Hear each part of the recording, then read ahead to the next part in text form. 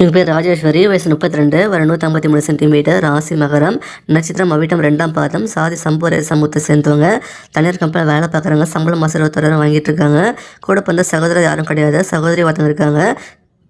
சிவகங்கை மாவட்டத்தை சேர்ந்தவங்க. இந்த பெண் வரம் பிடிச்சிருக்கு அப்படின்னா உங்கள் விருப்பத்தை நீங்கள் கமெண்ட்ல சொல்லிடுங்க. இவங்க பேர் அமரா, வயசு 29, வர 160 சென்டிமீட்டர், ராசி துலாம், நட்சத்திரம் சுவாதி, சாதி வன்னியர் சம்பூரிய சமூகத்தை சேர்ந்தவங்க. அரசாங்க வேலை இருக்காங்க. சம்பளம் மாதம் 22,000 வாங்கிட்டு இருக்காங்க. கூட பிறந்த சகோதரி யாரும் கிடையாது. சகோதரி ஒருத்தவங்க இருக்காங்க. சேலம் மாவட்டத்தை சேர்ந்தவங்க. இந்த பெண் வரம் பிடிச்சிருக்கு அப்படின்னா உங்கள் விருப்பத்தை நீங்கள் கமெண்ட்ல சொல்லிடுங்க. இவங்க பேர் அம்சிகா, வயசு 30, வர 168 சென்டிமீட்டர், ராசி மிதுனம், நட்சத்திரம் புனர்பூசம் 3ஆம் பாதம், சாதி வன்னிய கவுண்டர் சொல்லியிருக்காங்க. அரசாங்க வேலை இருக்காங்க. சம்பளம் மாதம் 35,000 வாங்கிட்டு இருக்காங்களா. கூட பிறந்த சகோதரி ஒருத்தங்க இருக்காங்க. சகோதரி யாரும் கிடையாது. திருப்பூர் மாவட்டத்தை சேர்ந்தவங்க. இந்த பெண் வரம் பிடிச்சிருக்கு அப்படின்னா உங்கள் விருப்பத்தை நீங்கள் கமெண்ட்ல சொல்லிடுங்க.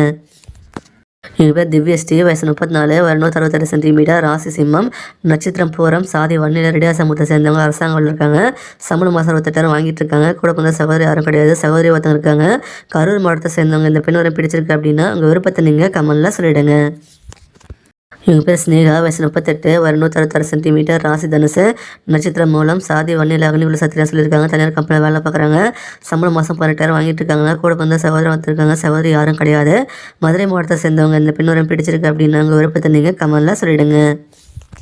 இவங்க பேர் சித்ரா, வயசு 28, வர 168 சென்டிமீட்டர், ராசி மகரம், நட்சத்திரம் திருவோணம், சாதி வன்னியில் காளிங்கராய சமூகத்தை சேர்ந்தவங்க. அரசாங்கம் இருக்காங்க. சம்பளம் மாதம் 53,000 வாங்கிட்டு இருக்காங்க.